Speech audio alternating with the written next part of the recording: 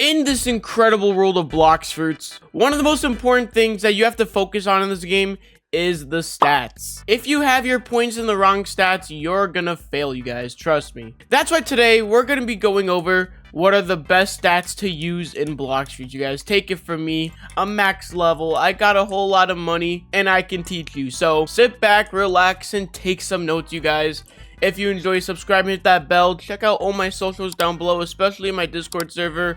And yeah, guys, with that being said, let's begin. But first, let's spin a fruit because we always got to do it. And we got a quake fruit. Okay, check it out, boys. We got a quake fruit, not too shabby. And we stored it. All right, so to understand what the perfect stats are in this game, you guys, first we have to ask, what point are we at in the game? Are you in the early stages where you're still trying to grind it out, where you're still trying to get your levels, or are you at a point where you're just trying to play PvP? Well, I have the answers for both of those. So first, let's talk about what stats you should put if you are still grinding. If you're trying to reach max level, here is going to be something pretty interesting. I would put my stats in melee, defense, and sword. And here's why. You might be thinking, well, EJ, what about Blox fruit? When you're grinding to max level, there's one thing that you should be doing, you guys, and it is using the Buddha fruit. If you know anything about the Buddha fruit, you know you're never going to want to use the actual moves on the fruit. So let's get Buddha here. First of all, I would highly recommend you guys to awaken it, but only awaken the first part, which is the shift, because this is all you really need. You're not going to really be using the moves. All you're going to be really using is melee, or even better, in my opinion, a sword for grinding. So this means that you're really not going to be using any of the Blox fruits moves, so you really don't need it, and putting the stats into the sword would just be better because of that. A common theme you'll notice in this video is that the gun is never really something you need, so don't even worry about it. Even I use the kabucha, but you really don't need to hit attacks with it. It's just for combos. The gun, for the most part, you won't ever really be using in this game unless it is for combos, which means you don't really have to do damage with it. But for Buddha, you're not going to need to use any of the attacks. You're just going to want to use the shift so you can get this cool mode here, and it helps you grind way faster, you guys, all right? So yeah, that's why my stats that I'd be giving to you guys for grinders is melee, defense, and sword at max. But that is assuming you guys have the Buddha fruit. If you don't have the Buddha fruit, guys, I highly recommend you try to get it through trading or some way. All you really need it for is grinding. After that, you can just get rid of it. You don't need it anymore. But the Buddha is super duper important, and I would definitely buy it permanently if I were you.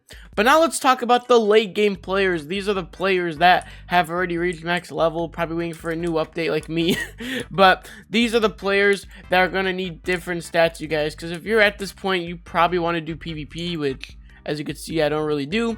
I don't really care about PvP that much, to be honest with you. I don't find an interest in it because, I don't know, I just don't like, I think it's toxic pretty much in this game. But if you are someone that likes to do PvP, I have different stats for you guys. So you're always going to want to maintain your melee and defense stats at max, because these two stats are really important. Melee because you need energy, defense you can get higher health. But the difference in here is whether you use the sword or Blox fruit. So in my opinion, I'm just going to say straight up, you don't really need your sword except for like these combo starters or these combo extenders that these moves have.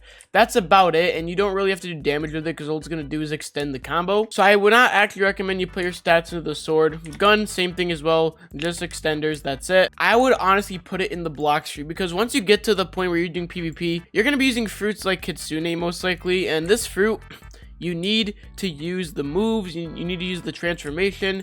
It is OP, you guys, very OP for PvP, and it's because of how OP all these moves are, you guys. So you're gonna need to put your stats in the Blox fruit if you're gonna be fighting people. Just trust me, it's perfect. And Kitsune is not even the only fruit. There's a lot of fruits, you guys. If you want to really make people mad, use leopard. Dragon, when it comes out in the new rework, which is gonna come out in the year 2040 or something, this fruit's gonna be really good as well for PvP. And the fruit like dough is really incredible as well for PvP, probably one of the best for PvP at that. And you do need your stats in the Blox fruit for that. Blizzard's pretty good as well. All these fruits are really good, okay, guys, that are good for PvP, such as Rumble, I'm pretty sure, if you awaken it. But yeah, guys, these are the perfect stats for PvP. If you guys enjoyed this pretty informal video, how about you subscribe and hit that bell, and comment down below what you guys want to see in the next one. Maybe another game of some sort. I love y'all. Thank you for watching. Peace out. Bye bye.